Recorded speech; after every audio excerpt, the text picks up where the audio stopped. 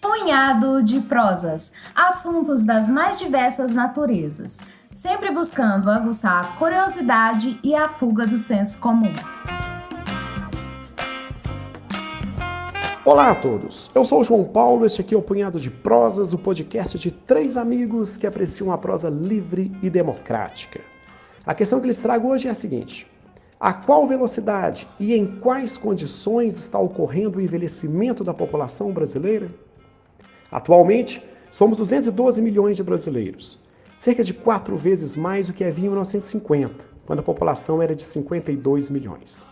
De acordo com o IBGE, a população brasileira continuará a crescer nos próximos anos, embora de maneira cada vez mais lenta, até cessar o crescimento no ano de 2047, quando a população deverá estar na casa de 233 milhões de habitantes. Portanto, é interessante notar que a partir daí, finalzinho da década de 40, de 2040, a população brasileira começará a diminuir, de forma lenta, fenômeno que já é registrado em diversos países do mundo, como a Alemanha, o Japão e mesmo Portugal. Ao que tudo indica, essa condição de populações declinantes atingirá todos os países do mundo, apenas variando a questão de quando. Não há no radar expectativa de mudanças para essa condição.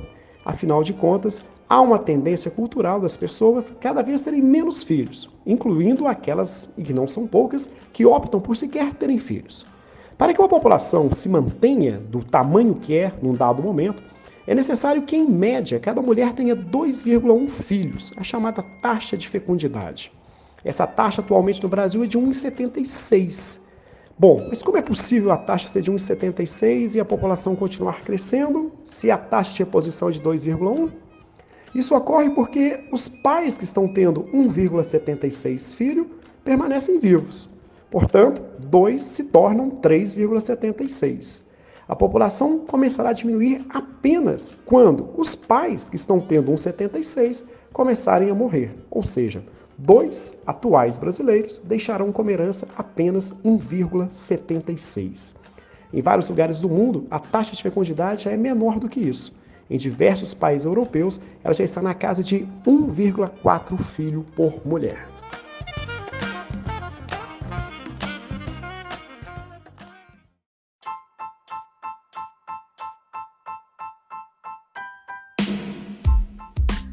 Dentro da dinâmica da transição demográfica, ao mesmo tempo em que a população cresce lentamente, ela também está envelhecendo. Assim, caminhamos para um padrão no qual os idosos passarão a constituir um importante contingente da população.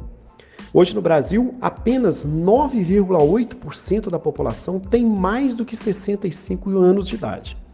Esse percentual chegará a 25% em 2060. Todavia, a expectativa é que ele não supere mais do que 30% da população nas décadas seguintes, a não ser que ocorram profundas inovações no campo da medicina. Alguns otimistas chegam a acreditar que será possível dilatar em muitos anos a expectativa de vida das pessoas. Por exemplo, se deposita muita esperança nas impressões de 3D de órgãos humanos. Se esse cenário é utópico ou distópico, fica a critério de cada um. Se ele vai concretizar ou não, apenas aqueles que viverem poderão dizer. Tomara que possamos todos avaliar as vantagens e desvantagens de um dia podermos escolher entre morrer ou não morrer. O que certamente já dá para dizer é que a presença de idosos começa a se constituir como um padrão em diversos estados brasileiros. Já agora, em 2029, o estado do Rio Grande do Sul será o primeiro em que a população com mais de 65 anos irá superar a população com menos de 15 anos. Em 2033, Minas Gerais e Rio de Janeiro já devem também chegar a este padrão, no qual idosos serão mais numerosos do que jovens. Todavia, em outros estados outras unidades da federação, esse processo está ainda bastante atrasado. Na maior parte dos estados da região norte do Brasil, apenas a partir de 2050, a população idosa deve superar a população jovem. Mas e aí? Quais são os principais desafios para este Brasil no qual os idosos constituirão mais do que 1/4 do total da população? Fique comigo que já já vamos debater esses aspectos.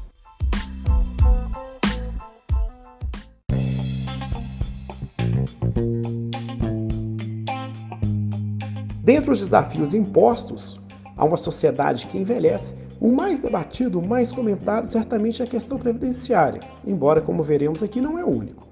Quanto à questão previdenciária, há uma difícil equação a ser resolvida. Se faz necessário criar um modelo que seja economicamente sustentável e, ao mesmo tempo, garanta dignidade às pessoas na terceira idade.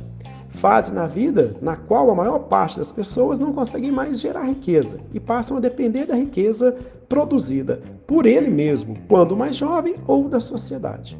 Portanto, é necessário se debater um modelo de previdência que não seja pensado apenas na perspectiva econômica, mas seja pensado também como garantidor da dignidade das pessoas mais velhas.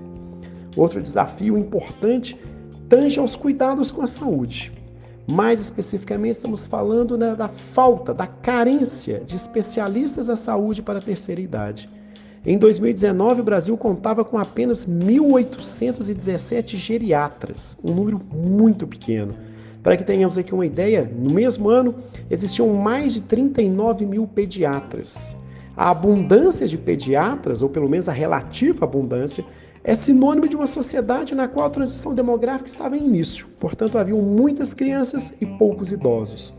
Agora, hoje, se faz necessário pensar na formação de mais médicos, mais enfermeiros, mais cuidadores de idosos.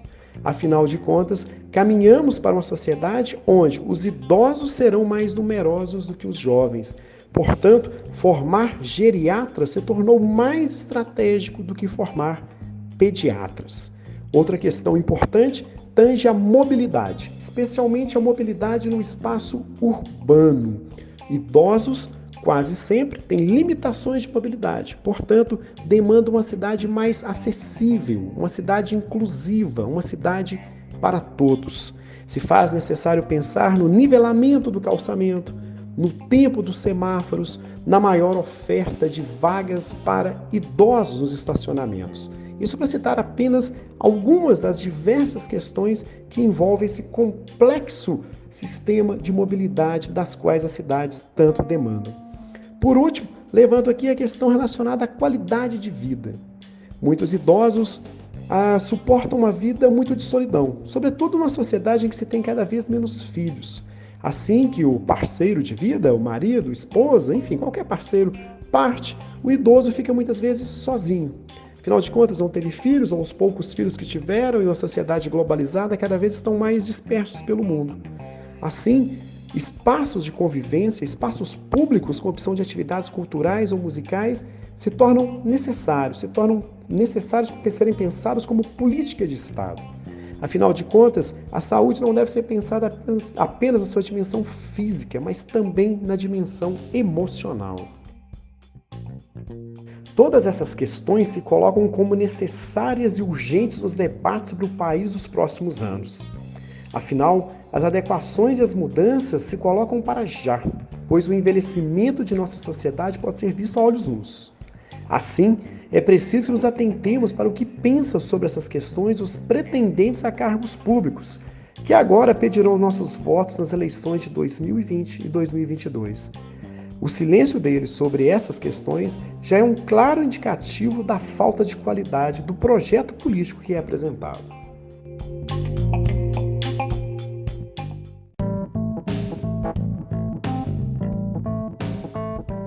Para você que acompanha as nossas colunas semanais, relembro aqui mais uma vez que estamos disponíveis em diversas plataformas. Além do seu tocador preferido de podcast, estamos também no Instagram e no YouTube. Então é isso, um forte abraço a todos, bom final de semana. Segunda-feira, Alberto Malta está aí na área. Até mais.